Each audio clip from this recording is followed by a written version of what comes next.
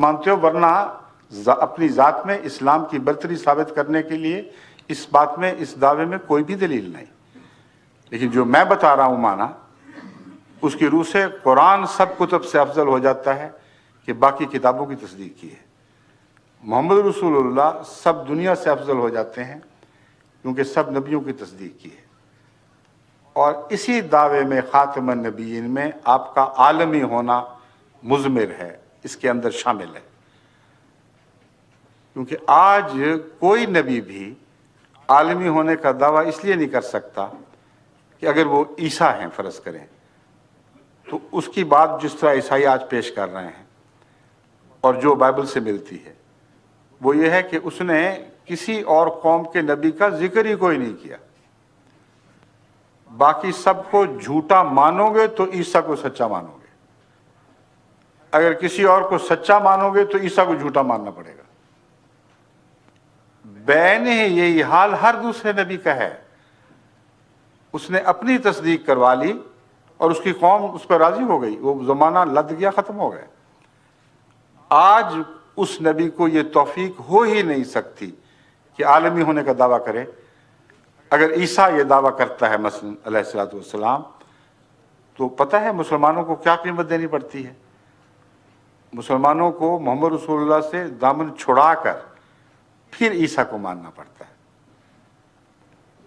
اگر ایک ہندو تسلیم کرتا ہے، اس کو کرسچن سے دامن چھڑا کر عیسیٰ کو ماننا پڑے گا، بیک وقت دونوں کو نہیں رکھ سکتا۔ ایک بدھ تسلیم کرتا ہے تو بدھ سے پیچھا چھڑا کر عیسائی ہونا ہوگا۔ لیکن ایک مسلمان اگر رسول اللہ علیہ وسلم کا دامن پکڑتا ہے تو عیسیٰ کو چھوڑنا نہیں پڑتا، عیسیٰ کو لازماً پکڑنا پڑتا ہے۔ بدھ کو بھی سچا ماننا پڑتا ہے، کرسچن کو بھی سچا ماننا پڑتا ہے، زرتشت کو بھی سچا ماننا پڑتا ہے۔ یہ عالمی مذہب ہے، تمام قوموں کو ایک ہاتھ پر اکٹھا کرنے والا۔ تو خاتم النبیین کی آیت تو عظیم الشان آیت ہے، اس کے اتنے بطن ہیں، اتنے اس میں روحانی مطالب اکٹھے ہو گئے ہیں کہ اگر آپ عقل سے اور دل کی گہرائی سے غور کریں تو اس شان کی آیت دنیا میں کبھی کسی نبی کو عطا نہیں ہوئی۔ آخری ہونے کے دعوے سے نہیں، اس کو تو خود یہ رد کر بیٹھے ان معنوں میں جو میں بیان کر رہا ہوں۔ پھر خاتم النبیین کس موقع پر بیان ہوئی ہے؟ وہ آیت جو آپ نے پڑھی ہے، وہ آیت یوں ہے: ما کان محمد ابا احد من رجالکم ولکن رسول اللہ و خاتم النبیین۔ کیا مطلب ہے؟ محمد صلی اللہ علیہ وسلم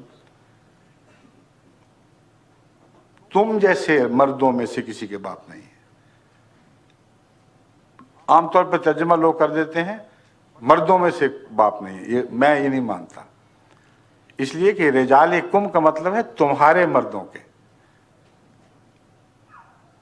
عام طور پر جس قسم کے مرد تم پائے جاتے ہو ان کا باپ ہونا تو قابل فخر ہے ہی کوئی نہیں۔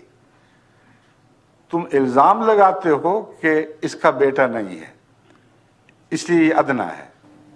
قرآن کہتا ہے کہ جس قسم کے تم لوگ ہو تمہارا باپ ہونا قابل فخر نہیں ہے بلکہ قابل شرم بات ہے، کوئی عزت نہیں ہے اس میں۔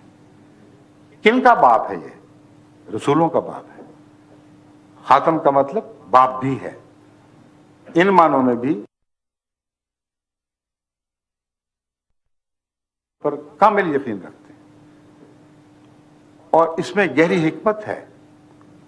الولد سر لابیہ، یہ محاورہ ہے عربی کا کہ بیٹا اپنے باپ کا راز رکھتا ہے اپنے اندر۔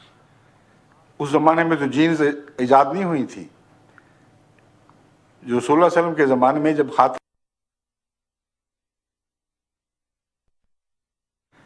تو یہ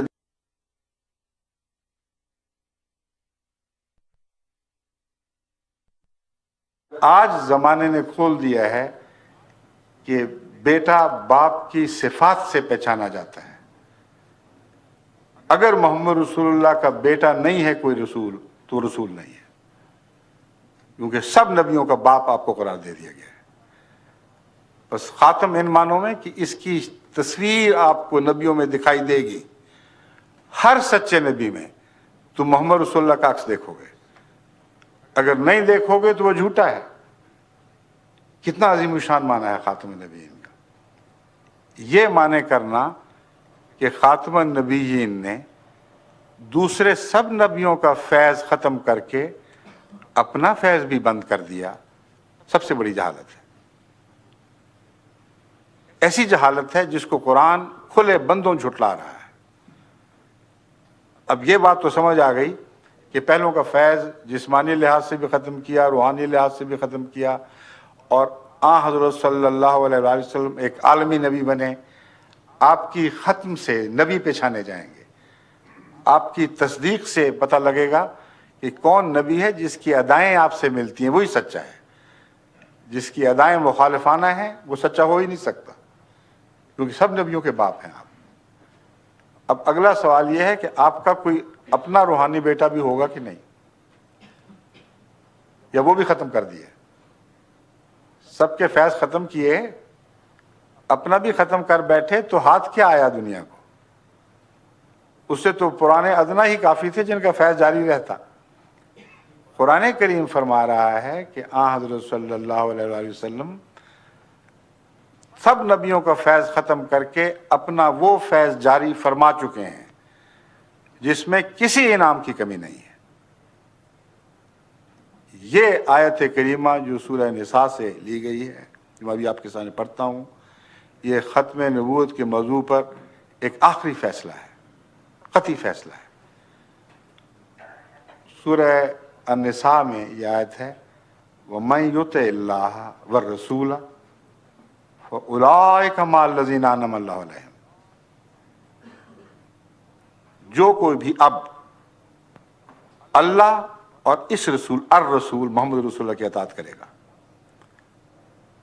کیا ہوگا؟ اس کو سزا ملے گی، انعام ملیں گے۔ پہلے نبیوں کی اطاعت کے مقابلے پر کم انعام ملیں گے، یا کم سے کم وہ تو ملیں جو پہلے نبیوں کی اطاعت سے ملتے رہے مگر شان میں ان سے بڑھ کر۔ یہی دعویٰ یہ آیت کریمہ کر رہی ہے، وَمَن يُطِعِ اللَّهَ وَالرَّسُولَ، جو کوئی بھی اللہ کی اطاعت کرے گا اور اس رسول محمد رسول اللہ صلی اللہ علیہ وآلہ وسلم کی اطاعت کرے گا، فَأُولَٰئِكَ مَعَ الَّذِينَ أَنْعَمَ اللَّهُ عَلَيْهِمْ۔ اب صرف یہی لوگ ہیں جن کو اللہ انعام عطا کرے گا، باقی سب کی چھٹی ہو گئی۔ خاتم کا مطلب غیروں کے چشمے بند، اپنا جاری۔ اب فیض لینا ہے تو اس کے پیچھے لگو۔ اور ساتھ فرمایا وہ کون لوگ ہیں جن کو انعام ملے گا، لسٹ بیان فرمائیے۔